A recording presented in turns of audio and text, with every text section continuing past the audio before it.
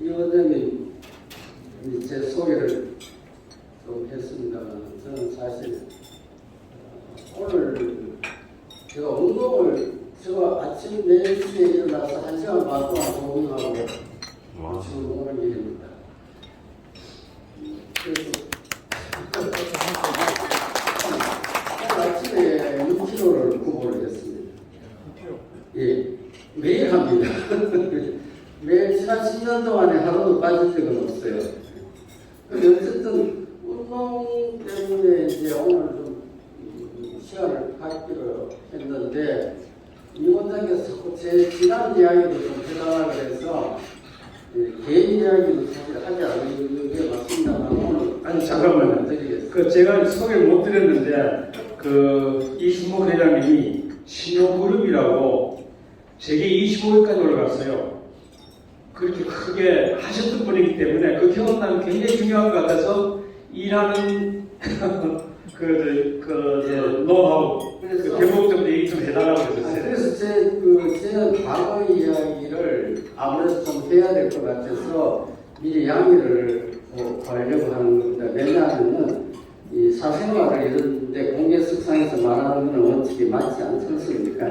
그런데 본장님이 특별히 부탁해서 지난 이야기가 조금 나올 것 같은데 미리 양해를 구하고 시작하겠습니다. 감사합니다. 오늘 이야기 주제는 여기 이제 나이가 좀 드신 분들도 있고 또 젊은 분들도 있는데 우리가 언젠가는 현직에서 물러날 때를 생각해야 되고 현직에서 물러났을 때 나는 어떻게 살아야 되는가 하는 게 사실 주제입니다. 그래서 우리가 이렇게 보면은 우리가 결혼하기까지 우리 인생이 준비기간이라고 볼 수 있겠죠. 한 30년간. 근데 이 준비기간이 다음 인생의 전반기를 살아가는 준비기간에만 사실 해당되고 있어요, 우리가. 왜냐하면 대학교 나오고 그동안의 지식을 쌓고 가는 것은 그 다음에 한 30년, 40년 동안의 직장 생활이나 자기 사업 하나 이런 거에 대한 노하우를 배우는 거에 거의 집중되고 있죠.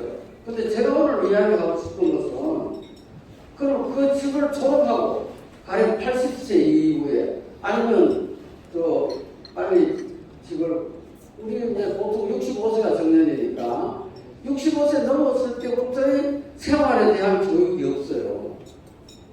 그래서 우리가 전반기 한 40년이잖아요. 우리가 25년에서 65세까지 보면 40년. 한 40년을 살기 위해서 16년, 20년의 공부를 하잖아요. 그러면 퇴직 후에 예를 들어서 65세 퇴직하고 100세까지 산다면 35년간을 살잖아요. 35년간 사는 데 대한 학교가 없다 이거예요, 학교가. 그래서 저는 그것을 체육대학이라고 체육대학. 체육대학을 가라는 뜻은 아니고 헬스장을 가든 어디 가든 홈짐을 하든 인생 후반기에 살아가는 학교는 체력학교다. 뭘 하는 거예요. 근데 사실 보면은 은퇴 후에 체육학교에 다니는 분들이 별로 많지 않아요. 어쩌다가 일요일날 한 번씩 놀러 가듯이 가지 우리 중고등학교 다니듯이 매일 도시락 사서 몇 시간씩 체육관에 가는 사람은 없잖아요. 그래서 사실 오늘 저는 그걸 강조하기 위해서 나왔는데 이야기가 조금 옛날로 돌아가겠습니다. 자, 우리가 전반기에는 모든 자기의 생애에 전 능력을 쏟아서 일을 하잖아요. 직장을 가는 사람도 있고 자기 사업을 하는 사람도 있고 그래서 그 집과 나는 일치가 되어 있어요. 나의 모든 것은 예를 들어 나는 옛날에 내가 누구냐 그러면 신혼그룹 회장이다. 신혼그룹 회장이 곧 나예요. 이렇게 인생의 전반기는 내가 직업이요. 나는 무슨 어느 학교 교수다. 어느 학교 선생이다. 아니면 공무원의 무슨 국장이다. 이게 자기와 직이 일치가 되고 있어요. 근데 언젠가는 우리가 이걸 떠나게 되죠. 언젠가는. 그래서 제가 말씀드리는 것은 항상 물론 젊은 사람들은 피부에 와닿지 않죠. 지금 한 70대가 되면 이제 느끼기 시작하겠죠. 언젠가는 내가 하고 있는 사업을, 내가 하고 있는 직을 떠나서 나만의 나를 찾아야 된다. 신호그룹 회장이 아닌 나 이승우 이런 누구냐? 이걸 찾아야 돼. 이걸 찾는 데 있어서 가장 중요한 것은 체력이다. 체력. 결국은 내가 요양원에 누워있는 이승국이가 나냐? 아니면 병원에 입원해 있는 이승국이가 나냐? 아니잖아. 그건 내가 바라는 나는 아니잖아. 그러면 결국 인생 후반기의 성자는 누구냐? 체력이 좋은 사람의 성자. 그래서 체력이 좋으려면 어떻게 하냐? 결국은 운동을 해야 되는데 운동밖에 없다라는 결론을 내가 나중에 또 설명을 드렸는데, 그 다음에는 그 집을 떠난 뒤에 나는 그럼 뭘 할 건가? 저는 원래 이제 경제학과를 나왔기 때문에 경제학사니까 경제학, 그러면 정년퇴직 후에 경제학은 아무 소용없어요. 미시경제, 거시경제, 그게 내 인생하고 무슨 관계가 있어요? 없잖아. 그럼 그 뒤에 나는 그럼 뭐냐? 그게 자기 정체성이라. 마지막 무덤에 갈 때 내 이름은 뭘 남기고 갈 거냐? 경제학자로서 남기는 건 아니잖아. 그래서 자기 정체성을 다시 재정립을 해야 되고, 그 다음에 인생 전반기에 쌓아왔던 그 명예나 재력이나 남아있는 게 있겠죠. 그걸 어떻게 유지해 나가느냐. 명예롭게 유지를 해 나가야 돼. 잘 풀어놓고 인생 후반기에 한꺼번에 폐가 망신하는 사람들이 많이 있어요. 그래서 그런 거를 제가 말씀드리는 거는 결국 그 명예롭게 죽는 날 마지막에 자기의 정체성을 나는 그래도 잘 살았다 이런 게 남기고 간다든가 이러한 몸에 남길 수 있는 그런 정체성을 자기 나름대로 확보를 해야 된다. 안 그러면은 떼목을 타고 강물에 밀려가듯이 떠내려가는 인생을 살게 되고, 그냥 요양원에 들어가야 되고, 그냥 요양병원에 갔다가 그냥 가게 되는 거예요. 그래서 그렇지 않으려면 어떻게 해야 되느냐 하는 것을 생각을 해야 됩니다. 그래서 저는 그럼 어떻게 살아왔느냐 하는 걸 잠깐 소개해드리겠습니다. 저는 42년도에 태어나서 중학교 때부터 이제 인생이 시작되는데, 저는 오늘까지 제가 뜻대로 살아본 적이 하나도 없어요. 항상 떠밀려서 살아왔는데, 그 시작이 이제 중학교 1학년 때 등록금이 없어가지고 경북중학교로 중퇴를 했어요. 1학년 해고 망망하다가 그해 검정고시를 치고 바로 고등학교로 들어가게 되는데, 그것은 우리 담임 선생님이 너무 불쌍하게 보이니까 학교 안 다니도 고등학교 가는 길이 있다. 뭡니까 하니까 검정고시를 쳐서 고등학교 자격시험을 따면 바로 고등학교 갈 수 있는데 등록금 왜 쓸데없이 그렇게 걱정하느냐. 등록금 안 내도 된다. 그래서 중학교 때려치고 바로 고등학교를 가게 됩니다. 그러다 보니까 떠밀려 가서 그 다음에 이제 대학교 들어와서 ROTC, 제가 ROTC 2기 출신인데 ROTC 2기를 하다가 제가 그 연자제에 걸려간 게 나중에 탄로가 났어요. 연자제라는 거 잘 여러분들 아시는 분 아실 거예요. 어쨌든 뭐 공산주의하고 뭐 어떻게 되고 그런 게 있어요. 그래서 ROTC에서 쫓겨났어요. 쫓겨나니까 멘붕이 오잖아요. 그래서 그 시간에 할 일도 없어서 공인회계사 시험을 쳤어요. 그래서 한 4, 5개월 공부하고 합격을 했는데, 합격을 하고 나니까 육군본부에서요 격리장교로 오라고 통지가 왔어요. 아니 연자제 걸리가 쫓겨났는데 격리장교를 어떻게 가는 거예요? 그래서 육군본부에서 하는 말이 우리가 필요할 때는 연자제는 없습니다. 그래서 ROTC 장교를 보병장교로 쫓겨나고 격리장교로 가게 됐어요. 그래서 또 떠밀려가지고 또 격리장교가 됐어요. 그러다가 이제 했는데 장교하다가 이 와이프를 이상하게 만나가지고 결혼을 해야 되는데 돈이 없잖아. 그래가지고 취직을 했는데 지금도 이제 한국재질이라고, 한국재질. 여기다 입사를 했어요. 그래서 들어갔는데,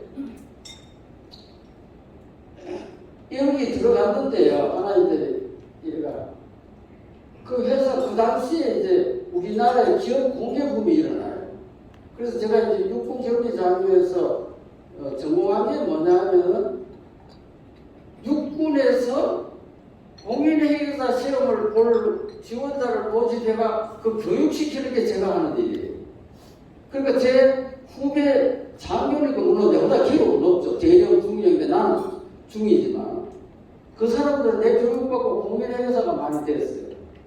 그런 경력이 있어서 한국제에 들어가는데 그 오나가 단사천시라는 분인데 다 아실 거예요. 해남 빌딩 67. 그래서 그분 보고 한국 재질로 공개를 합시다. 근데 제가 28살인데 그래서 설득을 해서 기업 공개를 했어요. 그러다 보니까 그 다음 또 다른 회사 가서 또 기업 공개를 했어요. 그러다 보니까 제 손으로만 기업 공개를 하는 게 7개 회사를 했어요. 이제 그러다 보니까 이제 뭐 어떻게 하다가 삼성 특수제일이라는 데서 저를 이제 전국으로 스카우트해 가서 있었는데 그 회사에서 이제 오장빨빨하는 회사를 인수를 하기로 했는데 사장이 안 한다는 거예요. 갑자기. 그랬더니 은행에서 아니 당신이 인수하기로 했고 왜 안 하느냐. 그래서 내가 하려고 하는데 우리 사장이 못하게 하는데 어떻게 합니까? 그랬더니 그럼 당신이 해라 이래 된 거예요. 그러니까 또 팔자에 없는 회사를 인수를 하게 된 게 이 오장빨입니다. 그래서 회사를 우거지로 맡아가지고 이제 사업을 시작했는데 한 3년 지났는데 원래 있던 그 회사가 후도가 나고 있어요. 그럴 때 은행에서 불러가지고 당신 그 회사 있었지 않냐? 이 회사 네 가져가라 이래 된 거예요. 그러니까 또 맡았어요. 그러다 보니까 이거는 이제 제가 한참 잘 나갈 때 YS하고 회식을 하는 이게 사진 하나 넣어라 그래서 그냥 넣었어요. 그 다음에 이거는 제가 핀란드 정부로부터 이게 거꾸로 나오네요. 훈장. 백장비 훈장을 받은 거 이거 넣었어요. 그냥 양념으로 들어간 거니까 이해했어요. 그래서 제가 아까 공개회사를 이야기했는데 69년도에 한국제일지, 진양화, 삼성특수제일지, 오장빨고, 동신제, 신양제 이걸 제 손으로 다 공개를 했어요. 그러니까 공개 박사가 된 거예요. 이렇게 하다 보니까 은행에서 아까 처음에 이야기했던 오장빨고 은행에서 감정을 하라고 했고 또 삼성특수제일지 이건 어떻게 됐나? 이게 이제 옛날에 제가 그 근무했잖아요. 그 근무가 부도가 나서 법정관리가 됐는데 그 법정관리인이 누구냐 하면 유재방 변호사라고 해요. 대법관 하는데 아주 유명한 사람입니다. 그 박정희 유신헌법 위헌 판결 내려가지고 쫓겨난 분이에요. 이 양반이 이제 거기 법정관리인데 하루는 전화가 왔어요. 이분한테서. 전혀 모르는 사이에. 근데 다른 이수국이냐고 그렇다 그러니까 나 좀 보세요. 그래 한국일보사 뒤에 요정에서 이제 요정이 아니라 한정식 집에서 저녁을 사겠다는 거예요. 그리고 가서 먹었는데 술을요 밤 12시까지 먹었어요. 양주 2병. 그랬더니 이 양반이 기분 좋다고 내보다 한 30살이 많아요. 자기 집에 갔어요. 그래서 언남동에 있는 자기 집으로 또 데리고 갔어요. 거기서 또 꼬냐고 또 반장을 먹었어요. 그 새벽 1시가 됐어요. 그래가지고 이제 집에 오니까 1시 반이가 됐는데 그리고 아침에 이제 출근하니까 8시 반 되는데 9시쯤 전화가 왔어요. 그 당신은 어디냐고 그래서 사무실이라고 그랬더니 아니 그렇게 술 먹어도 사무실에 있냐 이래요. 그래 당신 괜찮구만 이러더니 그 부원장실로 오래요 갑자기. 그 자기 법정관리하는 부원장실로. 그래서 10시쯤 되고 부원장실에 갔더니 부원장 보고 자네 말이야. 이 사람 나이가 많으니까 부원장 보고 자네라 그러더라고. 자네 말이야. 날 법정관리 내려치고 이 사람 시키라고. 그러니까 가서 거기서 법정관리해야 되거든. 그래가지고 이제 인수를 하기 시작했는데 그러니까 이거 둘 다 이제 다 상장을 시켰어요. 다 상장 법인이 됐죠. 아까 봤잖아요. 상장을 시켰으니까 그 다음에 또 또 법원에서 국정산업, 대화제지, 뭐 한국관광 안 할 거예요. 이게 다 법정관리인데 다 뭐 법원에서 내고 와서 당신이 하라. 그러니까 이게 사사건 만났어요.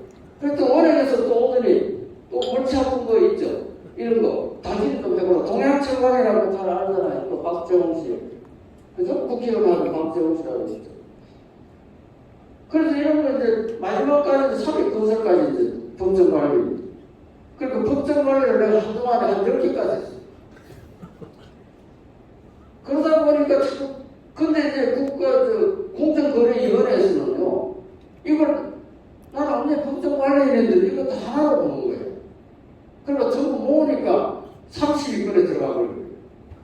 그러니까 제게 32건에 들어가고 나는 아무것도 한 거 없는데 떠밀려가지고요. 그렇게 보면 그러다 보니까 66살까지 돼버렸어. 이제 창업 에피소드를 그렇게 양념으로 이제 넣는데 아까 그게 어찌 창업이에요 이게. 내가 회사 하고 싶어서 한 게 아닌데.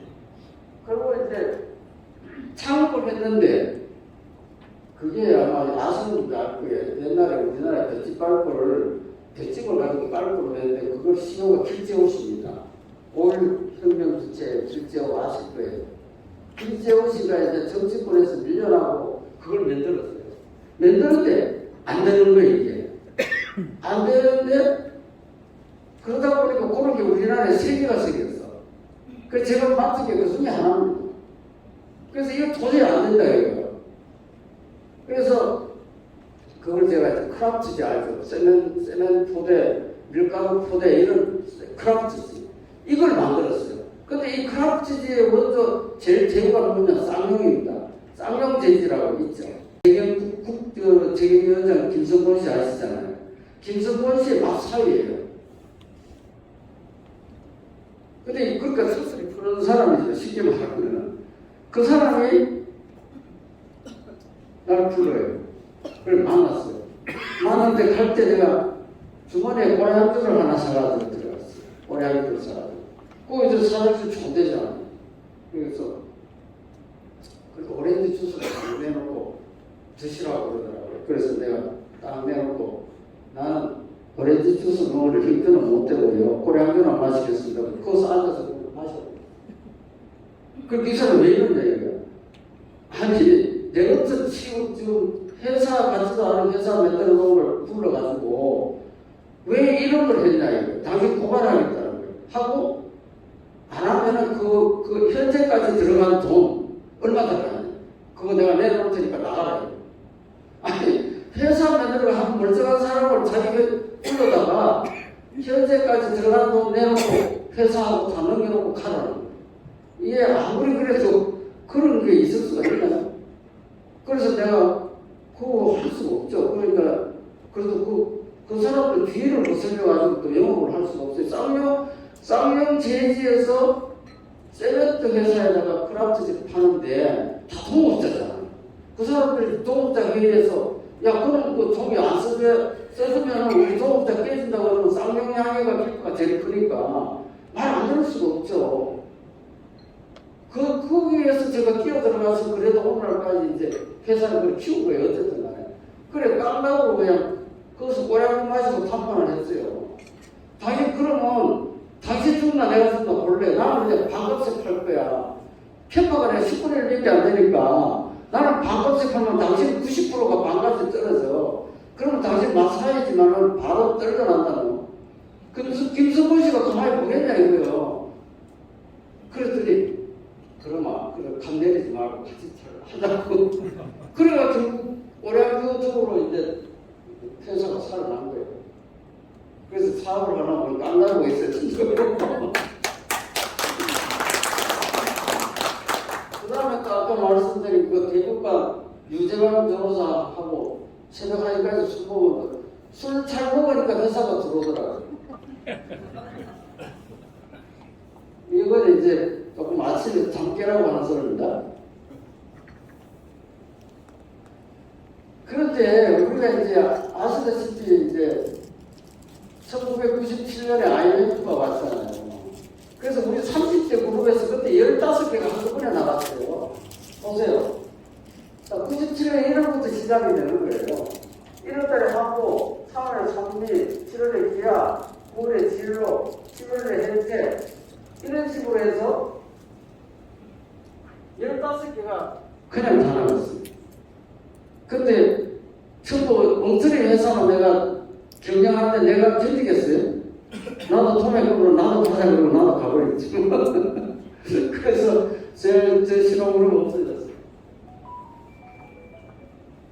근데 지금 생각해보면 저 회사가 왜 망했냐, 우리 실업으로 왜 잘못됐겠냐, 지금 생각하면 불가항력이었어요. 방법이었어요. 나로서는 투손 수밖에 없었는데 그거를 이제 조금 디테일하게 제가 복기를 해보면은 환율이 말이죠.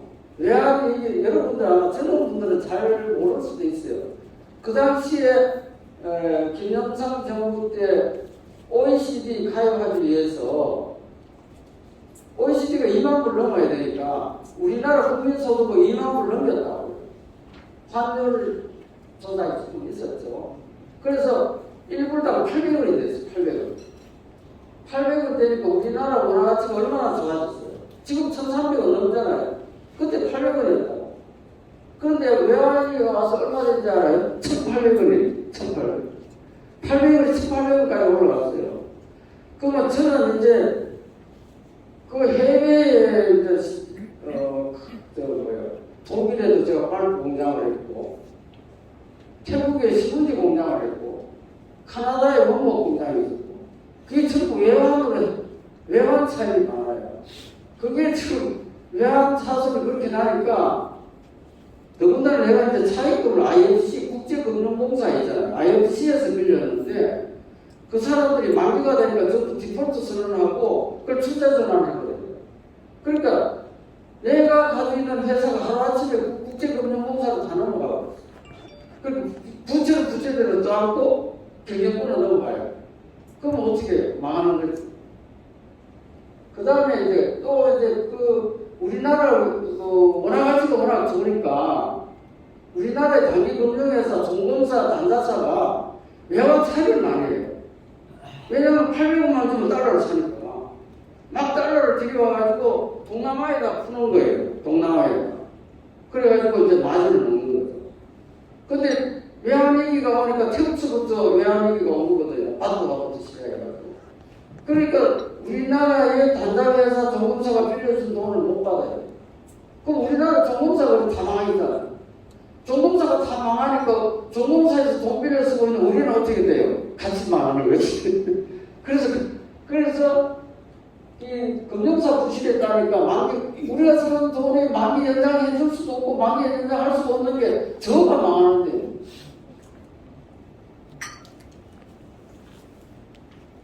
그 대표적인 하나가 쌍용에서 종공사를 하는데 얼마 전에 그 김성원 씨가 돌아가셨어요. 내가 이제 만기가 돼가 김성원 씨한테 가서 만기 연장을 좀 부탁하러 갔는데 나도 죽는 판인데 같이 쌍용도 같이 가. 그래가지고 그냥 갔죠. 그 다음에 또 하나는요. 여러분, 우리나라에서 신용장을 열 수가 없어요. 외국에서 우리가 이제 제집회사, 철강회사 이제 그 원자재를 수입하려면 LC를 열어야 되잖아요. 우리가 열은 LC를 외국원에서 받아주지 않아요. 엔도스가 있어야 돼요. 동경은행이나 시티은행이나 이런 데서 엔도스를 안 해주면 LC를 못 열어요. 그러니까 원자재를 살 수가 없어요. 그래서 공장이 어떤 경우에는 공장이 몇 달까지 못 돌아가요. 원료가 없으니까. 그러니까 뭐 말할 필요가 없잖아요. 그 다음에 이제 이게 또 중요한 건데, 그전에는 금융회사가요, 은행이 어떤 기업이 부실이 되잖아요. 그러면 관리부에 넘겨요. 관리부에 넘겨서 관리부에서 그냥 관리만 하는데, IMF 이후에 국제금융이 어떻게 돌아가냐면요, 부실이 되면 그것을 경매를 해버려요. 바로 관리부가 없어졌어요. 그리고 수목공사 있잖아요. 수목공사는 다 넘겨요. 그러니까 저 같은 경우에 법정관리의 특색이 뭐냐면은 부채 모라토리움이거든요. 법정관리라는 거예요. 결국 부도 안 되려면 어떻게 해야 돼? 은행에서 그 원금을 10년간 이렇게 논아 갚도록 해준단 말이에요. 그거를 금융이 갑자기 이걸 경매를 해버리면 그 법정관리회사가 어떻게 돼요? 재산이 넘어가 버리잖아요. 재산 소유공사 받으면 법정관리회사가 어떻게 돼요? 그리고 그 고정 부채는 그냥 남는 거예요. 그러니까 고정 부채만 가지고 실물은 넘어가 버려요. 그러면 어떻게 돼? 빚만 따는 거죠. 그러니까 뭐 환불이 없는 거예요. 그 다음 그러면 또 이런 게 있죠. 그러면 회사가 많은데 하나만 넘어가지 왜 다 넘어가느냐? 그러잖아요. 근데 그때는 은행에 가면은 상호 보증을 세워. 예를 들어 실거주에 대출을 받으려면 다른 회사 연대 보증을 써라. 그런 경험을 많이 아마 겪었을 거예요. 지금은 그래서 아마 요즘은 모르겠습니다. 그러고는 오나는 무조건 보증을 써라 그래요. 제일 보증이 많은 게 대우의 김웅중 씨잖아요. 그 사람은 보증만 해도 수십조가 되거든요. 왜냐하면 법인에 보고 법인의 돈을 빌려주면 그냥 빌려주면 되는데 은행은 그 대주주의 보증을 쓰거든요. 지금도 아마 보증 쓰고 있으신 분들이 꽤 있을 거예요. 그러면 회사가 잘못되면 같이 가잖아요. 그러니까 다른 회사도 다 같이 넘어가는 거예요. 그래서 그러다 보니까 다 넘어가요. 이왕 이제 옛날 이야기가 나왔으니까 제가 원래 하는 이야기는 아닌데 옛날 경험을 봐서 여러분들이 지금 창업 중에 창업하고 있거나 또 사업을 잘 하고 계시거나 하겠지만 제가 느낀 걸로 볼 때 이게 이제 한 40년 사업하고 느낀 걸 몇 가지만 설명을 드리면 결국 그 기업이 커지나 적어지냐 하는 건 그 제품이잖아요. 제품을 선정할 때 그 제품의 확장성을 항상 고려를 해야 된다. 예를 들어서 중간재인가 소비재인가 거기에 따라서 영업 방식이 달라질 거고 또 그게 인구 통계학적인 특성이 그러면 이 제품이 어떻게 되어 있느냐 아니면 이 제품의 그 시간성이나 공간성이나 이런 거를 항상 자기 제품에 대해서 생각하고 있어야 된다. 그 다음에 이거 제일 중요한 건데 아마 지금도 같이 하시는 그런 사업들이 들어있는데요. 결국 마지막에 가면 이게 다 되어져요. 결국은 다 되어져요.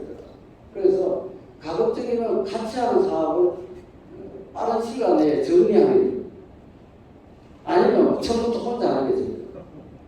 절대 같이 하는 건 나중에는 그 럭키도 결국 다 갈라섰잖아요. 우리나라에서 동업의 대표적인 게 삼천리하고 럭키인데 결국 다 갈라섰잖아요. 그죠? GS하고 LG가 갈라섰잖아요. 그 다음에 이제 어제도 내가 어떤 사람한테 그런 컨설팅을 받았는데 창업을 하는데 초기 작업이 자기 돈을 쓰는 건 좋은데 그 자기 돈이라는 건 순수한 저축된 돈을만 써야 되지 절대로 딴 돈을 쓰면 안 돼요. 그 다음에 좋은 거는 자본 참여시키는 거는 좋죠. 자기 자본을 직접 금융으로 해서 투자 형식으로 받는 거 이런 것은 상관없다. 그리고 그것도 안 될 때는 은행에서 장기금융을 쓰든가 회사채를 발행해 쓰든가 이렇게 해야 되는데 제일 답답한 게 맨 밑에 사금융에 이전하는 사람들이 있다. 이게 좋은 사업이 있으니까 제일 이게 문제가 꼭 아버지 장인한테 가는 게 문제예요. 젊은 분들은 그런 경우가 있어요. 아버님 이거만 하나 내가 이제 되는데 이거 아버님 이거 하나 보증 못하고 아니 아버님 집 하나만 챙겨주세요. 그게 제일 문제인 거예요. 그래서 나이 드신 분들은 절대 자식이 뭐 해달라는 때는 냉정하게 끊어라. 야 이 자식아 네가 나가서 네가 잘 알아서 살아라 그랬지. 그 말려 들어가는 날은 이제 고생길로 들어가는 거예요. 그걸 꼭 명심해야 된다는 말씀이고 또 창업을 하시는 분들도 절대 어떤 돈을 빌려서 한다는 건 아예 아예 없어야 돼. 돈이 없으면 사업을 안 하면 될 거야. 그것을 꼭 명심하고 하고 싶습니다. 그 다음에 또 이제 회사를 만들면 무슨 시설을 해야 되잖아요. 근데 처음에는 호기롭게 시작하죠. 돈이 있으니까. 근데 제가 조언하는 거는 아무리 돈이 많아도 시설 작업은 자기 돈으로 하면 안 된다 이거예요. 은행 가서 꼭 자기 차익을 빌려서 그 돈으로 시설 작업을 써야 돼. 빌려놓고 나중에 갚더라도 일단 빌려놓고 자기 돈을 꽁쳐놓고 해서 그 다음 사업이 잘 되면 갚으면 되니까. 절대 자기 돈이 있어도 쓰지 말고 금융 차익을 일으켜서 쓰라. 그게 왜 그러냐? 그 다음에 보면 재무제표. 재무제표가 확실해져요. 자기 돈으로 사업을 하면요. 재무제표가 흔들려요. 그래서 모든 걸 투명하기 위해서는 그런 장기적인 사업의 금융기관 차익이라든가 그런 걸 통해서 재무제표가 확실하게 됩니다. 그리고 그 다음에는 재무제표 일련법을 꼭 잘 알아놔야 돼요. 근데 사업하는 사람들 어떤 사람은 그래요. 재무제표 못 물으면 그거는 경비과장이 알아서 하면 돼 이러거든요. 그거 제일 위험한 이야기예요. 누구보다도 재무제표에 대한 그 이해는 사장이, 회장이 제일 잘 알고 있어요. 그래야 모든 부정부패가 방지가 돼요. 그리고 그 재무제표를 읽을 줄 알아야 자기 회사 나가는 방향을 알 수가 있어요. 그리고 이런 걸 떠나서 경영 분석을 할 수가 있어요. 지금 우리 회사의 유동성은 어떠냐, 유동 비율은 어느 정도 하고 있느냐, 부채 비율은 어떻게 되어 있느냐, 고정 투자 비율은 어떠냐. 저는 물론 공인회계사 출신이니까 잘 알고 있습니다만 그런 걸 깨닫고 있어야 자기 회사에 나가는 걸 알 수가 있다고. 그 다음에는 이제 국가 재정금융 정책을 항상 주시하고 있어요. 시사성이 있어요. 기업한테 난 사업만 하지 국가는 몰라 이래가지고 절대 안 됩니다. 국가 정책은 물론 경제 정책이 제일 중요하겠지만 재정금융정책, 외교정책, 국방정책까지 국가에 나가고 있는 방향, 그렇다고 정치적인 이야기를 하는 건 아니에요.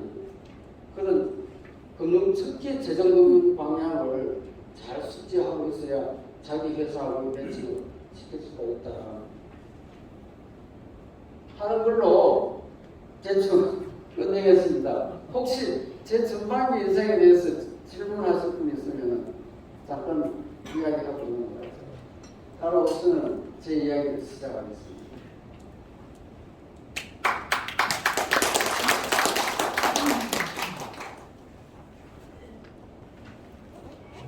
여담입니다만 이 생수를 여러분 하루에 몇 개 먹어요? 저는 4개에서 5개 먹습니다.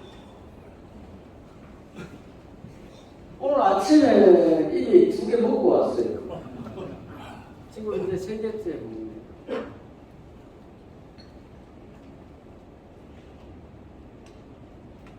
나중에 제가 설명드리겠습니다. 이 몸에 수분이 굉장히 중요하고 우리 몸에 65 나이가 들수록 수분이 적다가 어릴 때는 75%에서 나이 들면 55%까지 떨어지는데 물이 제일 중요해요. 그래서 계속 먹어야 되는데 이걸 좀 이따 설명드리겠습니다. 저는 지금 이제 2016년 8월달에 서울과기대에서 체육과학 석사학위를 받았고요. 그 뒤에 상명대학교에서 체육과학 박사학위를 받았고 그 뒤에 순천향대학교에서 의학 박사학위를 받았어요. 여기 금년입니다. 금년 2월달에 받았어요.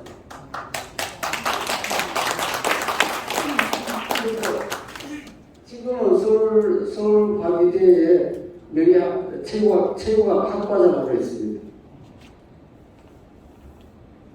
이게 제가 3년 전에 찍은 사진인데 괜찮습니까? 멋져요. 아이고 여기에 이제 이게 상명대학에 박사학위 받을 때 지금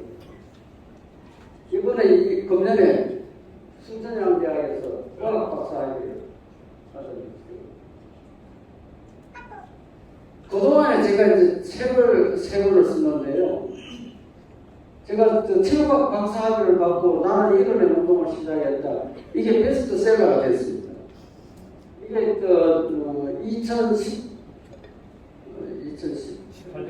2018년도에 시작하고요. 그 뒤에 이거를 실제로 운동을 어떻게 하는가에 대한 거에 대해서 몸짱 할아버지의 청춘 운동 보면 지금 치는 나옵니다. 지금 제일 많이 나오느냐 하면은 무슨 쿠팡 치면은 바로 나옵니다. 그냥 바로 치고 들어가는 거 혹시 주문만 해보세요. 그리고 금년 봄에 지난달입니다. 지난달에 오늘 이 특강하는 그 주제도 이건데요. 다시 시작하는 인생 속에 우리가 인생 후반기를 어떻게 살아야 되느냐. 관심 있으신 분은 책방에 있습니다. 이제 조금 우리 친지에 대해서 좀 이야기하죠. 최근에 이제 하버드 대학교 싱크리어 박사가 노화는 질병이다 이렇게 이야기했어요. 아직까지는 근데 노화는 질병이 아닙니다. 그죠? 늙는 게 질병이 아니죠. 근데 싱크리어 박사는 이번에 낸 라이프 스페인이라는 책에서 노화도 질병이 하나다 이렇게 지금 정의를 내렸죠. 그러나 그건 아직도 시기상조하고요. 근데 이제 우리가 몸이 이제 노화가 되는 거하고 환경이 환경이 진화하는 거하고 서로 이게 미스매치 되기 때문에 우리 몸에 이제 모든 병이 일어나는데요.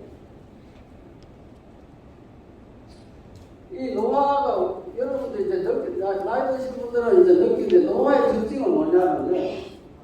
우선 이 폐활량이 줍니다. 제일 문제가 그렇죠. 폐활량이 줄고 그 다음에 혈압이 올라가죠. 이게 이제 일반적인 호흡순환계의 문제고 그 다음에 신체 구성에서 가장 중요한 게 근육이 줄죠. 연세 드신 분들 근육이 어디 제일 빨리 줄었냐면 여기가 엉덩이가. 여기가 아마 연세 들면 보세요. 여기가 줄고 모든 게 무슨 가슴도 줄죠. 이 근육량이 제일 문제고 그 다음에 골밀도가 줄어요. 골밀도가 준다는 건 뭐냐 하면은 골밀도가 줄면은 넘어지면은 뼈가 부스러지죠. 부러지죠. 젊은 사람은 넘어지면 뼈가 부러지죠. 늙은 사람은 넘어지면 뼈가 부러지지 않고 부스러져요. 그 차이. 그래서 노인 양상이 왜 위험하냐? 뼈가 부스러집니다. 그 다음에 나이가 들면 뭐가 중요한 특징적인 건 뼈가 나오는데요. 체지방이 붙죠. 체지방이. 그래서 체지방은 참 예의가 바른 게요. 그러면 꼭 배 밑으로 가서 숨어있지 얼굴이나 팔로는 별로 얼굴로 나오면 어떻게 되겠어요? 그래서 저는 지방은 참 이쁜 놈이라고 그래요. 저도 부끄러운 줄 아니까 배 밑으로 들어가 숨어있어요. 여성들은 이제 또 허벅지 같은 데도 많이 숨어있지만 그래서 아주 이쁜 놈이에요. 이쁜 놈. 근데 제일 문제는 힘이 없어지죠. 힘이 없어지잖아요. 그 다음에 이제 마지막으로는 유연성이 없어져요. 걷는데 빨리 못 걷고 넘어지려고 이런 바란스가 없어지죠.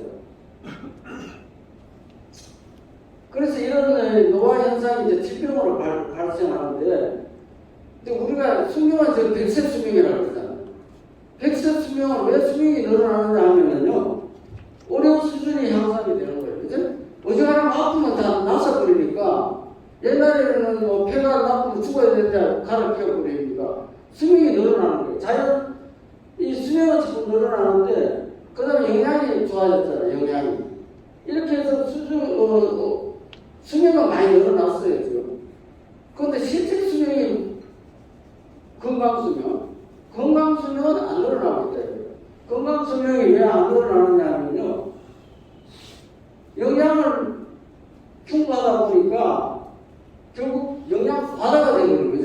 영양 과다가 되니까 소위 메타보릭 신드롬이라고 해서 이런 대사성 증후군 병이 많이 생기고, 그 다음에 운동을 안 하잖아요. 운동을 안 하니까 소위 제리아트릭 신드롬, 그 이제 노인성, 건강소증, 낙상, 이제 골다공증, 치매 이런 이제 병이 생기는 거잖아요. 그래서 제일 문제가 이 자연수명은 100살까지 늘어나는데 건강수명이 안 늘어난다 이거예요. 그러면 결국 어떻게 되느냐? 그러니까 평균수명과 건강수명 간에 미스매치가 되잖아요. 그래서 맨 끝에 보면요, 병원에 들어가 있는 기간이 몇 년입니까? 꼭 병원에 들어가 있는 것보다는 병원에 왔다 갔다 하는 시간. 그게 한국이 10년 가까이 10년. 근데 일본은 좀 적잖아요, 이거보다. 어쨌든, 이거를 줄여야 된다, 이거. 그러면 이제 예를 들어서, 송혜씨 같은 분은, 코미디언 송혜씨 같은 분은 이 차이가 별로 없는 것 같더라고요. 노래사랑 쭉 사회하다가 바로 가셨으니까 장애 기관이 별로 없잖아요. 그런데 대부분 보면 이 평균이니까 특히 요양원에 가서 10년씩 사는 사람들도 있잖아요. 이거를 우리가 어떻게 줄이느냐 하는 게 제일 문제거든요. 그런데 이제 우리가 그럼 왜 운동을 해야 되느냐? 우리가 운동을 해야 되는 것은 결국은 우리 몸의 메커니즘을 보면은 몸이 움직여야 되게 돼 있거든. 몸이 움직여야 우리가 태양의 산소를, 이거 다 아시잖아요. 우리 산소 도마자라고 하는 거. 이거 다 아는 거잖아요. 그래서 우리가 영양을 섭취하고 산소를 섭취해서 우리가 열을 내는 거란 말이에요. 이 메커니즘이 잘 돌아가면 병에 걸릴 필요가 없어요. 아주 원리는 간단해요. 그런데 이제 이 메커니즘에서 자꾸 문제가 생기기 때문에 모든 병이 걸리죠. 자, 이걸 조금 설명을 드리면요. 우리가 이제 뭘 먹잖아요. 이 영양을 먹잖아요. 탄수화물, 지방, 단백질을 먹으면은 그걸 소화를 하려면 우리가 산소가 있어요. 산소가 이제 대기력에 산소가 있는데 산소가 그대로 잘 들어가야 되잖아.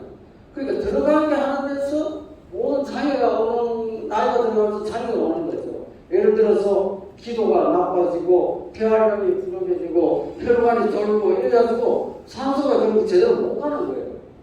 그 다음에 모세혈관이 자꾸 끊어지고 이런 노화 현상이 일어나면서 산소 공급량이 대기 중에 산소가 똑같은데 몸 안에 들어가는 게 자꾸 줄어드는 거예요.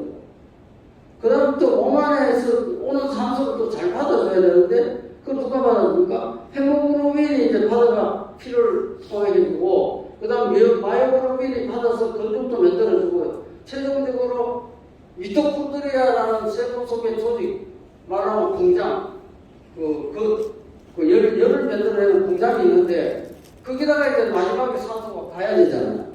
이제 그 루트가 이제 자꾸 나빠지고, 마지막에 또 그 세포 공장의 미토콘드리아라는 수 자체가 또 자꾸 줄여요, 공장이 줄니까 에너지가 만드는 게 자꾸 줄겠죠.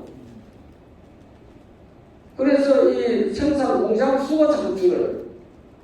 그 다음에 이제 물론 거기에 들어가는 그 양념들, 효소, 이거 이제 그 부자재에서도 자꾸 준단 말이에요. 그래서 이런 것들이 우리가 살아가는 에너지를 만드는 요인들인데, 여기서 자꾸 이제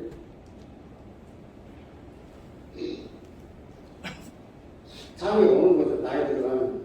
그래서 그거 이제 잠깐 이제 설명하고 넘어가야 되는데, 우리가 이제 운동을 한다 그럴 때 보면은 우리가 일상적으로 움직이는 게 딱 운동이에요. 운동하면 무슨 뭐 크게 헬스장에 가야 운동한다고 오해하시는 분들이 있는데, 우리가 쉽게 말해서 액티비티, 우리가 가정에서 아주머니들이 건강한 이유는 가정생활에서 열심히 빨래도 하고 청소도 하고 밥도 하고 이게 훌륭한 운동이에요. 근데 이건 사실 자기가 해야 돼. 가정부장 시키면. 근데 가정부만 건강해지잖아. 아니 그러니까 돈 주가면서 가정부 건강시키는 일이 있어요. 근데 하여튼 근데 이 일상생활이 사실 훌륭한 운동인데 요즘 일상생활을 잘 안 하잖아요. 누워서 텔레비전 보고 젖들이 요즘에 그런 일 없으면 전에는 보면 어른들이 젖들이 저기 있으면 안 와요. 야 불러 젖들이 가져와. 안 움직여요. 그래서 우리가 이제 엑서사이즈를 해요. 운동을 해야 돼요. 운동. 그래서 이제 제가 왜 스포츠를 썼느냐 하면 엑서사이즈와 스포츠를 자꾸 혼동해요. 내가 운동을 하라 그러면 나 골프 칩니다. 골프는 엑서사이즈는 아니죠. 스포츠. 그걸 왜 차이가 나느냐면요. 스포츠는요. 게임이 있어요. 게임. 스포츠는 게임을 많이 하기 때문에 시합을 한다든가 노래한다든가 이런 것은 경쟁적일 수가 있어요. 나이가 들어가면서 경쟁을 하면 안 되기 때문에 경쟁을 하면 무리를 하게 되고 특정 부위에 손상이 가는 수가 있어요. 그래서 그냥 침묵을 해요. 침묵. 단 10원짜리도 내기하지 마세요. 근데 내기 특별히 좋아하시는 분들이 있는데 어쨌든 이 스포츠는 나이 들어서 스포츠보다는 엑서사이즈로 가라 이런 말씀을 드립니다. 엑서사이즈라는 것은요 자기의 건강 개선을 신체 조건을 유지하겠다는 그런 인텐션을 가져야 됩니다. 내가 이 운동을 왜 하느냐? 건강해져야지. 신체 균형을 맞춰야지. 하나 이런 생각을 가지고 할 때 그게 운동이라고 그러죠. 계속 빗자루 가지고 마당만 쓰는 그런 운동은 아니죠. 그것은 그냥 액티비티. 그래서 가사 일을 하더라도 예를 들어 걸레질을 하더라도 오른쪽으로 했다가 왼쪽으로 했다가 뒤로 했다가 이렇게 하면서 몸의 균형을 생각해가면서 이왕이면 가사일도 하는 게 좋다. 그래서 오늘은 어쨌든 나이 들수록 내기는 하지 마라 하는 걸로 의의가 있으신 분도 계시겠지만 저는 그렇게 생각합니다. 그 외에 이제 우리가 리크레이션이나 여가 활동도 많이 하지만 이것은 우리가 엑서사이즈하고는 구별해야 된다 하는 말씀을 드립니다.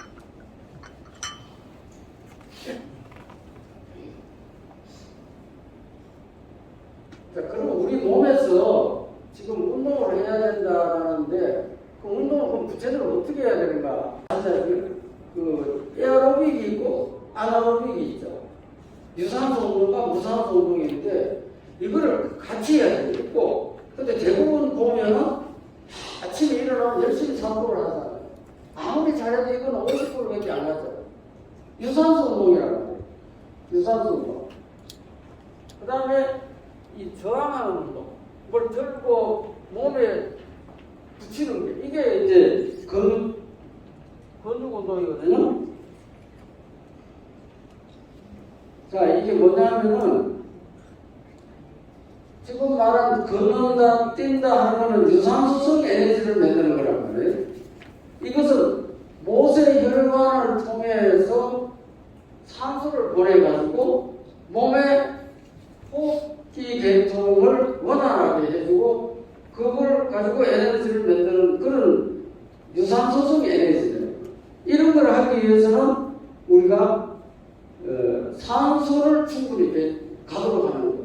이것은 유산소 운동은 결국 여러분이 매일 아침에 걷는다거나 에어로빅 운동을 한다거나 이것은 다 이런 데에 들어가는 거예요. 근데 이거는 결국 산소 전달해서 에너지 만드는 과정은 좋은데 근육 생성하고는 아무 의미가 없대요. 그래서 무산소성 에너지 이것은 근육 속에 에너지가 들어가 있어요. 근육 속에. 그 다음에 근육 속에 그 인산이 있는데 이 인산을 가지고 또 에너지를 만들어낸다든가 또 근육 속에는 우리 탄수화물을 전파한 글코겐도 있죠. 물론 지방이나 단백질도 일부 있습니다만 대부분이 이 근육 속에 글리코겐이 돼 있어요. 그걸 빼서 또 에너지를 만들기도 하고 이런 에너지 만드는데 두 가지가 있다라는 말씀을 드리고 그러려면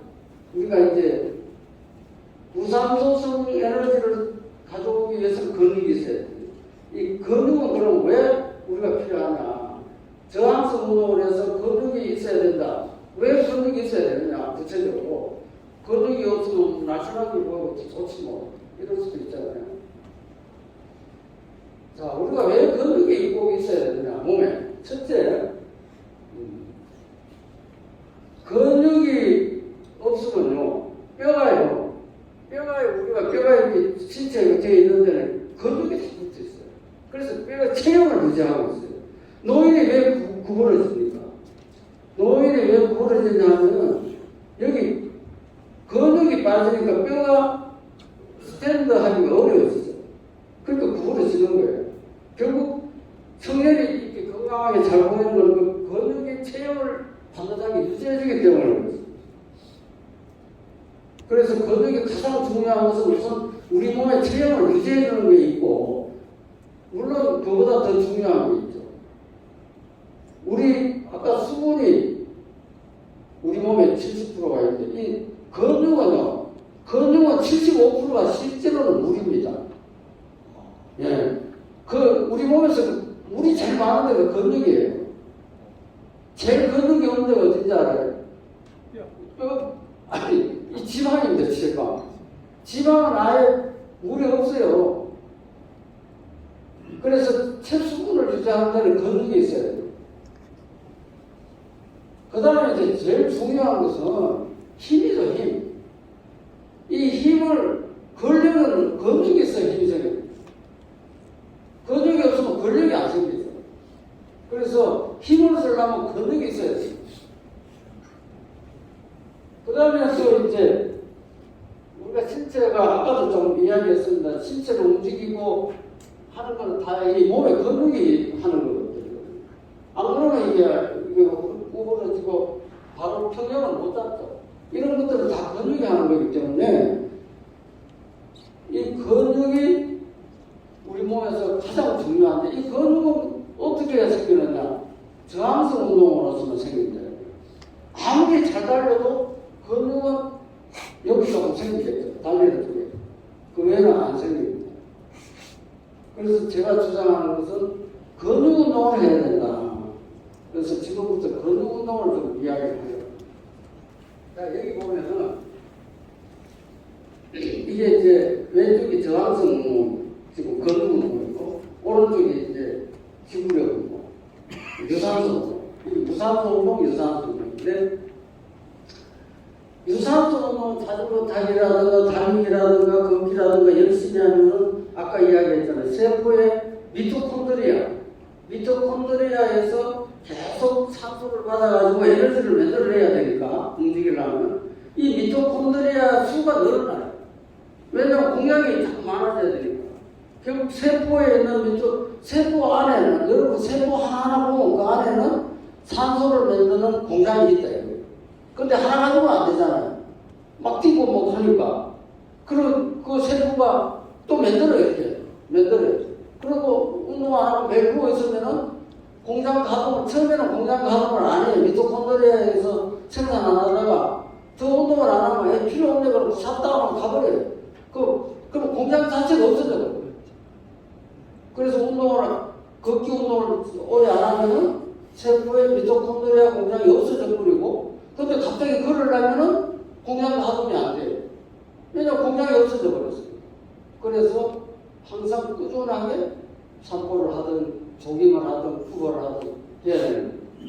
그 다음에 이제 저항성 운동을 이렇게 계속 하면은 이 우리 몸에 그 호르몬이 소위 여기 보면은요, IGF, 인슐린 유사성인자라든가 mTOR라든가 이런 애들이 근육은 단백질로 돼 있죠. 근육은 단백질로 돼 있으나 뭐라고 단백질이에요.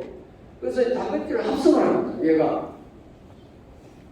그런데 근육은요, 얘들이 계속 단백질을 합성을 해서 근육을 만드는데 안 하면은 3일 있으면은 야속해요. 야속해. 지방은 가만히 있으면 가만히 있는데 근육은 3일만 안 하면 없어져요. 소멸되기 시작하고 해체가 되는 거예요. 그래서 조물주가 인간을 만들 때 근육을 한번 만들면 평생 간다. 이래서 우리가 운동할 필요가 없죠. 그리고 지방은 3일만 있으면 없어진다. 그랬으면 아무리 먹어도 3일만 굶으면 지방이 싹 없어지지. 근데 그 반대로 일어난단 말이에요. 그래서 지방은 한번 생기면 죽어도 안 없어지고 근육은 아무리 만들어도 3일 만에서 없어집니다. 그렇기 때문에 운동을 꾸준히 해야 된다 이건데 어쨌든 이 근육 운동을 꾸준히 하면 그 근육세포의 길이가 늘어나고 폭이 넓어져요. 그래서 젊은 사람한테 우락부락해지는 거예요. 이렇게.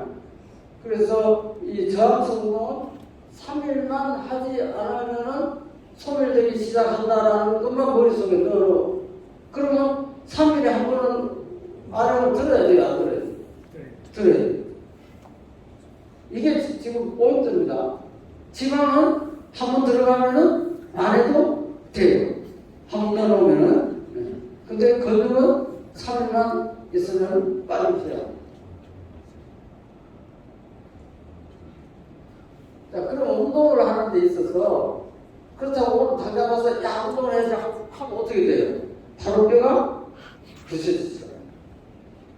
그래서 그거를 몇 가지 설명을 드는데 우선은 자, 이 근육운동의 특성은 개개인에 다르다. 개개인. 옆에 사람이 들으면 나도 따라들어? 큰일 나죠. 체육관에 가서 제일 조심해야 될 게 옆에 사람 듣다고 따라갔다가는 바로 끝이 납니다. 그래서 이거는 각 개개인의 특성에 따라 다릅니다. 그래서 자기에 맞는 고유의 운동을 자기가 만들어내야 돼요. 그것을 이제 다니면서 자기가 개발을 해내면 됩니다. 그 다음에는 운동을 하는 데 있어서 그 밑에 점정부하 이거 무슨 말이냐면요. 내가 오늘 아령을 5kg짜리를 드는데 절대 5kg짜리를 바로 들면 안 된다. 이거. 5kg짜리를 들더라도 처음에 가서는 맨손으로 해요. 맨손으로 제가 그래서 이게 5, 7, 90 뭐 이런 원칙을 써놨는데 자기가 오늘 아령을 10kg짜리 들고 갔으면 5kg 이하에서 시작을 해요. 그래서 5kg짜리 좀 들다가 또 7kg짜리 들다가 또 8kg짜리 들다가 그 다음에 10kg를 해요. 체육관에 가서 옆에 사람 10kg 하고 자기 따라서 10kg 딱 들다가 하고 그냥 넘어요. 그래서 이게 어딘가는 다치게 돼 있어요. 자기가 모르게. 그래서 항상 운동을 할 때는 맨손 체조 알잖아요. 그죠? 맨손 체조부터 시작해서 워밍업을 하고 2, 3분만이라도 꼭 워밍업을 하고 그 다음에 자기 들려고 하는 거에 반 이하에서 시작해요. 그래서 점진적으로 해서 제가 아령을 이제 집에서 이거 보통 10kg나 12kg를 들고 아령을 하는데 처음에 가면은 2kg짜리였어요. 2kg짜리 한참 들다가 그 다음에 5kg짜리 들다가 7kg 하다가 9kg 하다가 그 다음에 10kg 가고 마지막에 12kg 하는 거예요. 그렇게 해야지 내가 12kg 저번에도 12kg 들어서 그러고 가서 12kg 딱 들면 그냥 안 조심하셔야 된다. 그것이 이제 점점 부하에 올립니다. 그 다음에 과부하에 올리는데 자기 몸에 붙이는 걸 들어야 된다 이 말이에요. 2kg짜리 좋다고 2kg짜리 좀 하루 종일 그것만 들고 있으면 어떻게 되겠어요? 아무 소용이 없어요. 물론 안 하는 것도 좋겠지만. 그래서 자기 몸에 이거 힘들다 하는 게, 야, 이거 힘들다 하는 데까지 가야 근육이 생긴다, 이런 이야기. 그래서 이걸 또 이제 좀 보면은, 그러면 마른 거 좋아요. 마른 거는 뭐 몸에 붙여야 된다 하는데, 그것을 이제 제가 정리를 했습니다. 그것을 운동의 안전항해와 유효항해. 그러니까 운동을 하면 특정 무게 이상으로 해야 효과가 있어요. 또 너무 높게 하면 위험하죠. 그 범위 내에서 하라는 그걸 구체적으로 어떻게 하느냐 하면요. 자, 의사들이 맨날 하는 말이 있죠. 적당한 운동을 하라. 몸에 맞는 운동을 하라. 그 본인도 해보세요. 그건 난 모르는데. 그러잖아요. 그분들 운동 안 하니까. 그게 뭐냐 하면은, 자, 여기 보세요. 맨 밑에 10, 자, 기준을 10회에서 20회. 내가, 자, 아령을 예를 들어봅니다. 덤벨을 들면은, 내가 5kg짜리를 가지고 들어봅니다. 5kg짜리 10번을 들었어요. 이렇게. 10번을 들었는데, 20번을 들어보는 거예요. 20번. 20번을 들어도 괜찮아요. 그거는 효과가 있겠어요? 없겠어요? 없겠죠? 예. 그래서, 그걸 저는 이제, 이거는 제가 구하는 거기 때문에 꼭 일반화라고는 할 수 없어요. 제가 경험하면서 정리해 놓은 거니까 10회를 기준으로 해보세요. 자기가 어떤 걸 들어가지고 자꾸 했는데 마지막에 가령 10kg를 들었어. 그죠? 10kg짜리를 들고 10번을 했어. 근데 더 하려니까 좀 힘들어. 더 하면 무리가 갈 것 같다. 그랬을 때 이거는 자기 몸에 80%를 하고 있다. 이렇게 보셔야 돼요. 자, 그거는 외워놓으세요. 어떤 중량을 들고 내가 10번 하니까 딱 맞더라 했을 때 나는 내 몸에 80%를 가동하고 있어요. 그래서 그것을 내가 안전하게라고 했어요.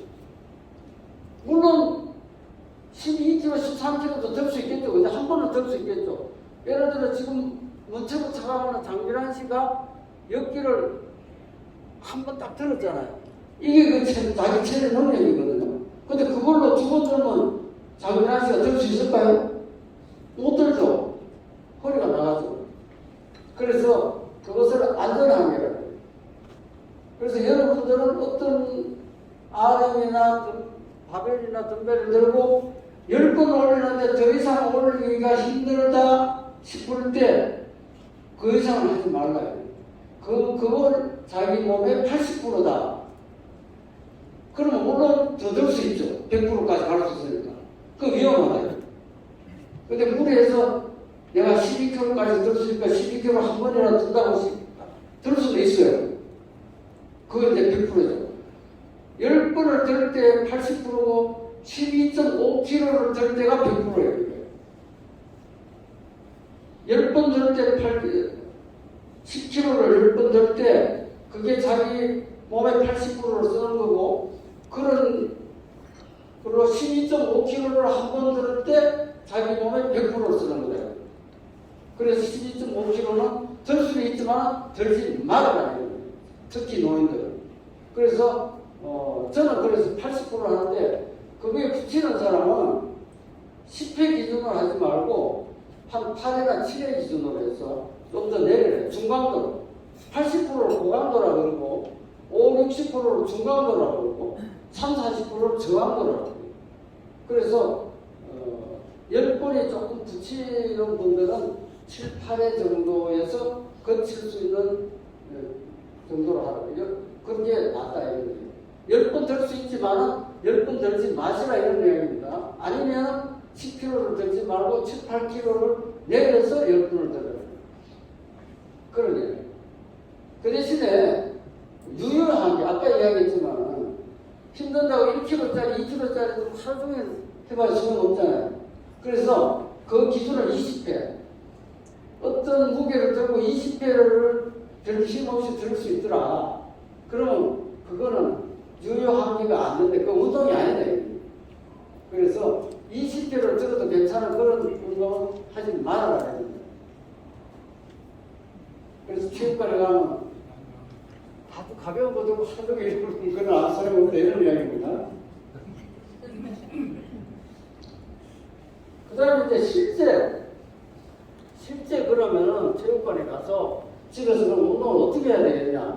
물론 아까 그 개별성 영어집이나 특이성 영어집에서 사람마다 다르겠지만 일반적으로 운동 유형은 자기가 정해야 되죠. 어떤 운동을 할 거냐, 뭐 역기 운동을 할 거냐, 그냥 아령 운동을 할 거냐 이런 것은 본인이 정해야 대부분은 이제 복합적으로 다 하죠. 그 다음에 이제 운동 시간은 시간이 이제 많이 한다고 꼭 좋은 건 아니거든요. 자기 몸에 맞게 대부분은 운동 강도에 따라서 최하 20분에서 1시간 한 30분 정도는 해줘야 된다. 그거를 주로 이제 자기 에너지 소모량이 제가 좀 이따 그 영양에 대해서 설명할 때 하겠습니다만 나는 하루에 몇 칼로리 정도로 쓰고 있는가 하는 걸 대충 알아야 돼. 대부분 잘 모르실 것 같기도 하고. 근데 어쨌든 일반적으로 우리가 그 운동 타이밍을 자기의 하루 에너지 소비량의 10% 정도는 해야 됩니다. 하루 종일 누워 있으면 10%도 안 하겠죠. 어쨌든 그것만 넣어 주시고, 그 다음에 얼마나 해야 되느냐? 얼마나 해야 되느냐? 그것은 아까 이야기했죠. 근육은 72시간이 지내면은 없어지기 시작해요. 그럼 거꾸로 말하면 72시간 안에 해줘야 돼요. 그럼 3일에 한 번이에요. 그래서 복귀는 일주에 그러려면 최하 2번을 해야 되죠. 근데 그건 좀 적고, 저는 일주일에 6회를 하거든요. 6회를. 근데 3회에서 5회. 3회를 해줘야 돼요.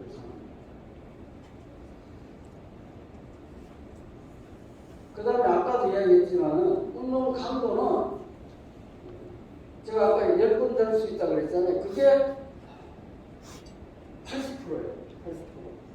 그러니까 그렇게 하기 어려우신 분은 40%나 60%나 이렇게 해야 됩니다. 그러니까 10kg짜리를 10번 될 수 있으면은 10kg짜리 하지 말고 8kg나 7kg 해요. 물론 그렇게 해서 괜찮은 것도 올리면 되니까.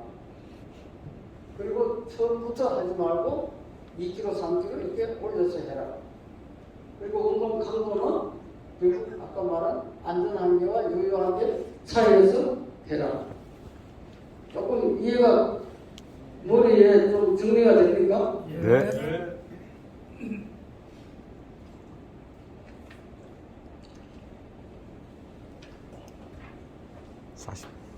9시까지 한다 그러면 50분까지. 그럼 좀 빨리 해야 되거든요. 그러니까 운동 유형에 따라서 이거는 뭐 어쨌든 계단 오르기나 웨이트 트레이닝이나 그다음 계단 오르기는 좀 위험해요. 이건 나이 들어서는 이런 건 하지 말고 그냥 웨이트 트레이닝을 하는데 이것도 좀 이따 설명을 드릴게요. 자, 우선 운동을 하는데 그럼 어디 운동을 해야 되냐? 이건 제가 여러분들한테 하기 위해서 찍어서 올린 건데요. 첫째 운동은 크게 6개가 있습니다. 가슴 운동, 어깨 운동, 다리 운동, 팔 운동, 복근 운동, 등 운동. 6가지예요. 그러니까 자, 위에서부터 보면은 어깨 운동, 그죠? 가슴 운동, 등 운동, 다리 운동, 팔 운동. 이렇게 6가지예요.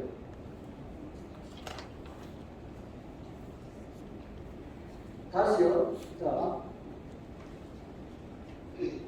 가슴 운동. 요 6가지는 좀 미안해요. 그래 운동할 때 순서대로 잘 해야 되니까. 자, 가슴 운동 이런 거 있죠. 푸시업이라든가. 여러분 아시잖아요. 가슴 운동. 가슴 운동도 구체적으로 보면은 가슴 운동도 가슴 가운데, 위에, 아래 3가지가 있죠. 가슴이. 그 3가지를 제가 구별해놨는데, 어깨 운동도 앞어깨, 뒤어깨, 가운데 이렇게 3가지를 구별해놓을 수 있어요. 가슴 운동, 어깨 운동, 그 다음에 다리 운동.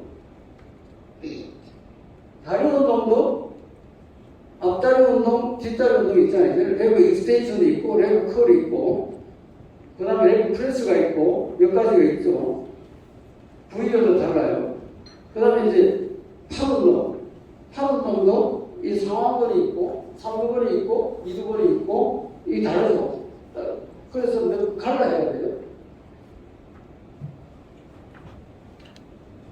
그 이제 이거는 이제 상완근, 2두근이고, 저쪽 거는 3두근 운동이고, 이렇게 다르죠. 이런 식으로 다 해야 돼요.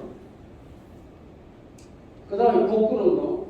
복근 운동도 이 위에 복근, 가운데 복근, 아래 복근 3가지 운동이 달라요. 3가지. 발로 해야 되고, 이제 등운동 중에 이제 대표적인 게 이제 이게 풀업. 턱걸이 여러분들 몇 개 합니까? 저는 매일 한 개. 턱걸이를 제가 몇 개 합니다. 몇개 하는 거? 한꺼번에 하는 게 아니라 10번씩 10번 합니다. 예. 그리고 한 번 내가 최대로 최근에 턱걸이 30개가 제 기록입니다. 그래서 처음에 제가 이 운동을 박유대 체육과에 들어가면서 시작했으니까 1994년에 들어갔어요. 지금 딱 10년 됐어요. 9년 됐네요. 9년. 근데 그때는 턱걸이 하나, 두 개밖에 못 했어요. 지금은 뭐 20개, 30개까지 했어요. 20개는 뭐 간단해요. 그래서 나이가 들어가면은 운동하기가 어려워진다라고 말씀하시는 분들이 계시면 제가 그 개념을 깨드리겠습니다. 그래서 나이하고 운동은 아무 상관관계가 없다. 비례관계도 아니고 정비례 관계도 아니고 그것은 운동은 하기에 따른다. 이렇게 정의하면 되겠습니다. 자, 여기서는 이제 특히 나이 드신 분들이나 여성분들이 체육관에 가서 중량을 덤벨이나 바벨 가지고 운동하기가 어려운 기도 하고 또 붙이기도 해야 되는데 이거는 집에서 이 밴드를 가지고 밴드를 제가 이게 밴드를 저한테 부탁하면 이게 한 2,000원이면 사요. 근데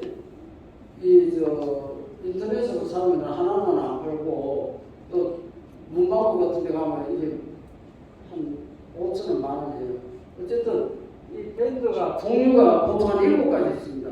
아주 연한 것부터 가벼운 엘라스티시 탄력이 한 7가지가 있는데 처음에는 좀 약한 걸로 시작하고 갈수록 좀 힘든 걸로 하는데 보통은 중간 거는 좀 센 거예요. 제일 약한 거에 2번째 정도. 그 정도 가지고 시작하는 게 좋은데 그것도 똑같이 할 수 있어요. 이렇게 가슴 운동을 밴드로 하는 거예요. 그 다음에 어깨 운동도 똑같이 밴드로 할 수 있는 거예요.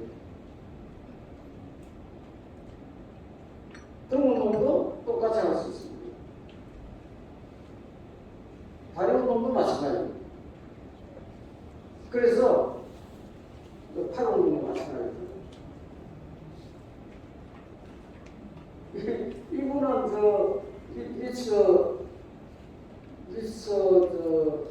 보령 머드팩 선전하는 분이에요. 머드팩 보령 있잖아요. 네. 그거 선전하는. 그래서 이거는 지금 좀 생략을 하긴 했는데 나는 제가 이거를 왜 큰 소리 치느냐 하면요. 제가 3년을 내가 운동을 실험을 했어요. 실험을 해서 데이터를 좀 냈습니다. 이런 식으로 어떻게 다 했어요. 제가 이거 운동 일지를 이렇게 씁니다. 지금 이게 월, 화, 수 이렇게 쓰는데 지금 제 집에 가면은요 10년치 일지가 있는데 하루도 빠진 게 없어요. 제가 큰 소리 치는 이유는 누구든지 내가 거짓말하는 것 같은 거 믿지 못해요. 내가 하루도 안 빠진 운동 일지 10년치를 다 보여드릴게요. 아마 전 세계에서 없을 거예요. 저 하나밖에 없어요. 왜 그러냐 하면요 10년 동안에 하루도 체육관에 안 한 적이 없거든. 거꾸로 말하면 하루도 아파본 적이 없거든. 네. 거꾸로 말하면 아니면 아프도 갔거나 근데 아프면 못 가죠. 병원에 있으니까. 근데 저는 아직 하루도 운동 일지를 안 써본 적이 없습니다. 해외에 나갈 때도 헬스장이 없는 호텔은 아예 안 가요.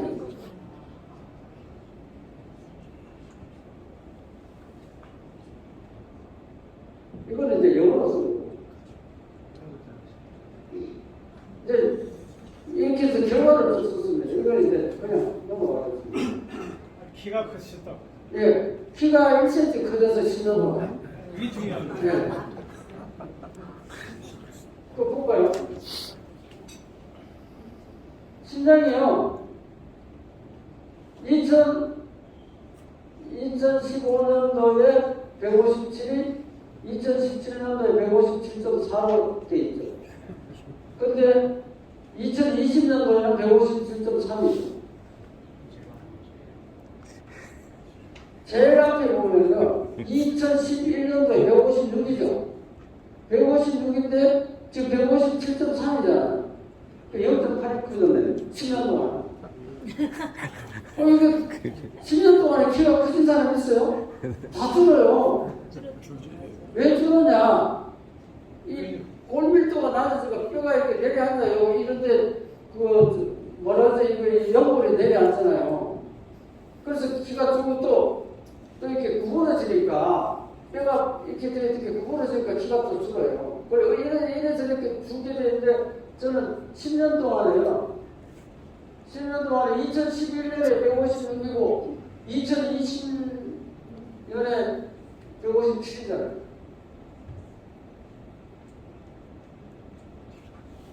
골밀도도 좋아졌어요, 이게. 골밀도도 3년 동안에 0.15에서 0.24로 좋아졌어요, 골밀도.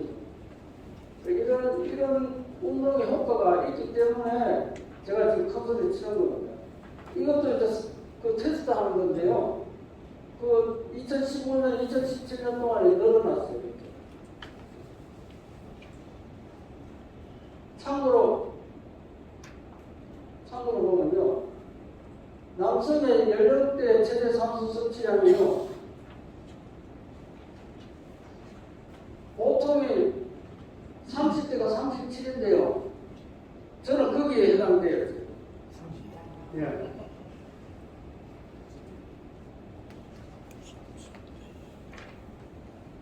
이제 하나만 말씀드리면은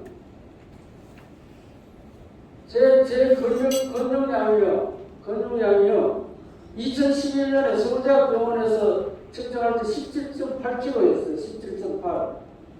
그런데 2021년에 26.5가 됐죠. 그러면 얼마가 늘어났어요? 그 지방은요, 10.7kg에서 6.6kg로 줄었어요. 그 지방이 어디로 갔어요? 서울로 와가지고 근육으로 갔죠. 지방에서 올라서 서울로 와서 근육으로 갔어요.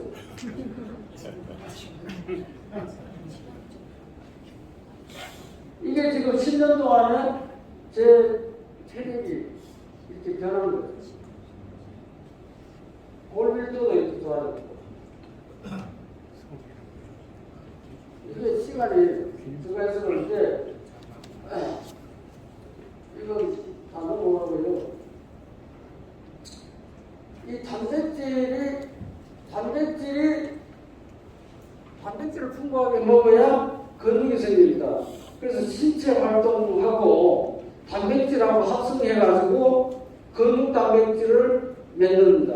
그렇기 때문에 이 먹는 거하고 신체 활동이 연결이 되지 않으면 근육이 안 생긴다 하는 것을 제가 이번 논문에서 내가 보는 거지만 다시 하나 빼서 여러분들한테 말씀드리는데, 나이하고는 관계가 없다. 먹는 것과 단백질을 하고 신체 활동하고 연결이 되면 근육이 생긴다. 이거를 제가 다시 강조하기 위해서 말씀을 드립니다.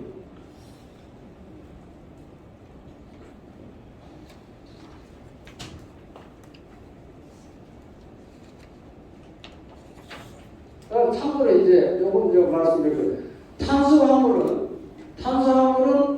4칼로리가 나오고요. 4칼로리. 그 다음에 지방은 9칼로리가 나옵니다. 9칼로리. 같은 걸 먹어도, 같은 그램수를 먹을 때, 1g을 먹을 때 탄수화물은 4칼로리가 나오는데 지방은 9칼로리가 나온다. 삼겹살은 9칼로리가 나오고 밥은 4칼로리가 나온다. 그거 아시고, 단백질은 탄수화물과 마찬가지로 4칼로리가 나오는데 여러분이 술을 잘 드시면 알코올은 7칼로리가 나옵니다. 근데 난 술만 먹었는데 왜 살이 찌느냐? 칼로리가 7칼로리 훨씬 쌀밥보다도 술이 칼로리가 훨씬 높다. 그리고 더 높은 거는 지방이다. 그렇게 아시면 돼요. 그 다음에 그렇기 때문에 이거는 그냥 넘어가요. 근데 문제는 탄수화물을 많이 먹으면 지방으로 바뀌죠. 밥을 먹으면 삼겹살로 갑니다. 그거 아셔야 돼요. 밥만 먹었는데 살이 찐다 당연하죠. 그게 탄수화물은 많으면 삼겹살로 넘어가서 배에 숨어요. 미안하니까. 부끄러우니까 배 속에 숨어요. 그 다음에 지방은 따로 간 걷고 바로 들어가야 돼요. 탄수화물은 지방으로 갔다가 배 속으로 가는데 지방은 바로 그냥 배로 가요. 그리고 단백질은 숨을 데가 없으니까 밖으로 가요. 지방이 다 차지해버리니까 갈 데가 없고 단백질은 밖으로 그냥 나가버려요. 그러니까 단백질은 좀 가역 섭취해도 체내에 배출이 되니까 상관없다고 말씀드립니다. 근데 문제는 우리나라는 자 미국 농무성에서는 탄수화물, 단백질을 지방 비율이 50대, 20대, 28인데 우리는 탄수화물이 65예요, 65. 지방이 20, 단백질이 15. 그러니까 단백질이 서양 사람보다 우리가 10%가 떨어져요. 그리고 탄수화물로 다 먹어요. 그러니까 근육이 상대적으로 덜 생기고 뱃살이 나옵니다. 그래서 우리 식단의 문제는 여기에 있다 이거예요.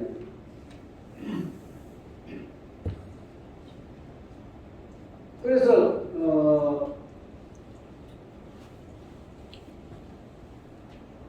어떻게 하느냐? 이게 제 식사 요법입니다. 그래서 저는 식사를 꼭 식사할 때 과일 먹고 그 다음에 야채 먹어요. 야채 먹고 그 다음에는 닭가슴살 먹어요. 그리고 먹을 거 없으면 탄수화물 먹어요. 탄수화물은 그냥 먹지 않고 현미만 먹어요. 흰밥은 먹어본 적이 없어요. 10가지 곡식을 섞어 먹어요. 10가지. 현미, 콩, 조, 보리, 귀리 이런 거 10가지를 섞어가지고 밥을 해 먹어요. 근데 먹는 양은 한 숟갈밖에 안 돼요. 한 숟갈 이상 먹지도 않는데 어쨌든 이 순수가 이렇게 먹으면요 탄수화물까지 가지를 못해요. 우선. 우리 위에 영양이 있으니까 그게 야채로 다 쓰레기로 요새 쓰레기라는 말이 어디서 나왔더라고요. 이 쓰레기로 다 채워버리니까 그 뒤에 탄수화물이 들어갈 자리가 없어요. 그래서 어쨌든 요 순서를 한번 지켜보래요. 과일, 야채, 단백질, 탄수화물 순으로 여러분 식단을 한번 붙여보세요. 어떻게 됩니까? 그리고 이건 요리하기가 굉장히 쉬워요. 특별히 할 게 없어요. 과일은 그냥 생으로 먹으면 되고 야채는 그냥 썰어가지고 드레싱 할 것도 없고 그냥 양배추 같은 게 잘게 썰어가지고 그냥 먹으면 돼요. 그 다음에 단백질은 닭가슴살 요리하기 굉장히 좋아요. 그냥 썰어가지고 그냥 후라이팬에 이렇게 그냥 간장 좀 넣던가 아니면 생으로 소금 넣던가 해서 섞어서 그냥 먹으면 돼요. 요리할 게 없어요. 그러니까 저는 아침에 조깅하고 와서 아침 식사다 준비해가 도시락을 넣고 왔거든요. 도시락 가져왔어요. 점심 때 먹으라. 그러니까 그 대신 식사 시간이 길어요. 저는 식사 시간에 최소 30분에서 1시간 걸려요. 왜냐하면 요 하나는 먹고 특히 현미 씹는데 한 숟갈 요만큼 넣고 씹으면 100번을 씹어요. 그러니까 여러분 몇 번 씹는가 세는 본 적 있어요? 여러분 세리지 않을 거예요. 한번 100번을 한번 씹어보세요. 빨리 식사하시는 사람은 뭐 한 번도 안 씹는 것 같아. 그냥 바로 통화하는 것 같아. 근데 이는 왜 쓰고 이는 씹으라고 했잖아요. 그리고 그 아밀라제가 이 소화 효소 나오잖아요. 그러니까 씹는 게 제일 중요하거든요. 그러면 배가 절대 나오지 않습니다. 배 나올 데가 없으니 이런 식으로 하는 거예요. 그 다음에 또 이제 그 생수는 꼭 2리터 이상을 마셔야 돼요. 심해 우울증이 다 있는데, 다 이제 지금 제일 중요한 것은 우리 중증상이요. 왜 지금 노화가 심해지느냐면요. 이 비만, 그 다음에 안 움직이는 거, 그 다음에 식습관, 그 다음에 잠 안 자는 거, 이 네 가지가 캘리포니아 그 고대학에서 알라메다 카운티를 30년 동안 6,000명을 추적조사해서 30년 동안 추적조사해서 만들어낸 결과예요. 요 네 가지 꼭 외워놓으세요, 여러분들.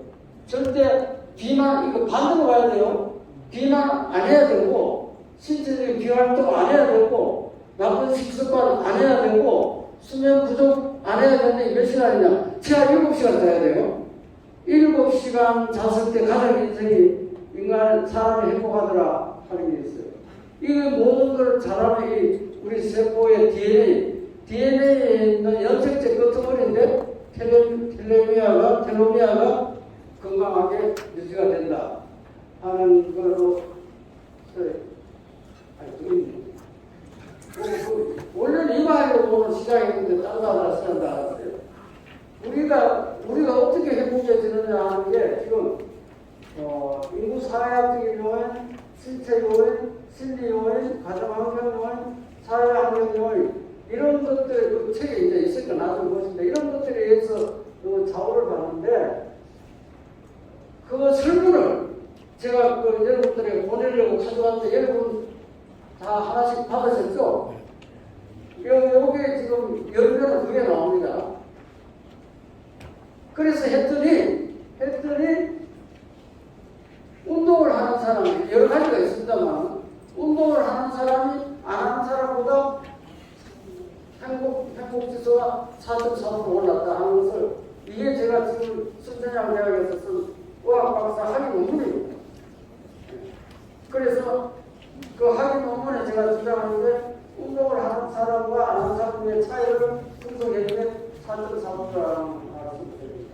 그래서 결국은 규칙적인 유산소 운동과 저항성 운동을 생활하면서 선택이 아닌 필수라는 걸 명심하는 게 건강 소명을 유지하는 습격이라는 제언을 제가 드리는 바입니다. 예, 끝내겠습니다.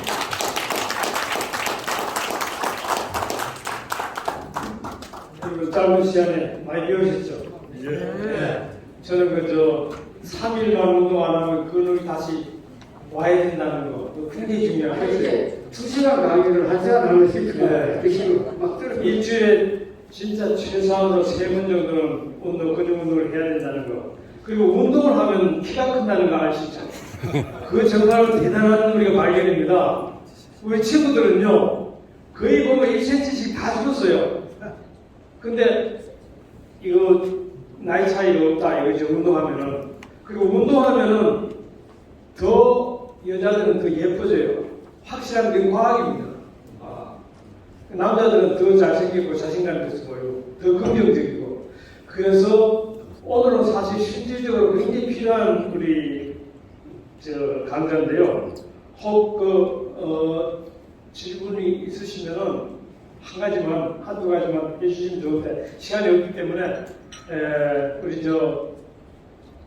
이영기 교수님 우리 오늘 잠깐 요약을 좀 한번 해주시고 네.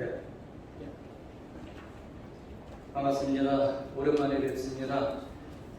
이 강의 제목이 뭐였죠? 뗏목을 갈아타라. 저는 뗏목이 나무들이 때로 모여있는 건 줄 알았더니 오늘 새롭게 깨달았습니다. 제 삶에 때가 묻었구나. 그 뗏목을 이제 갈아탈 때가 됐구나. 어떻게 갈아타야 되죠? 저는 지금까지 양적인 삶을 살아왔구나. 돈을 모으고 사회적으로 지위가 높아지고 뭐 이런 것들이 다 쿼티테이티브였는데 이제는 갈아타자. 질적인 삶으로 바꾸자. 남을 위한 삶이 아니고 나를 위한 삶을 찾아보자. 요새 그 실버 하우스 어제 신문에 났죠. 그 입학 자격이 있습니다. 85세 넘으면 못 들어간대요.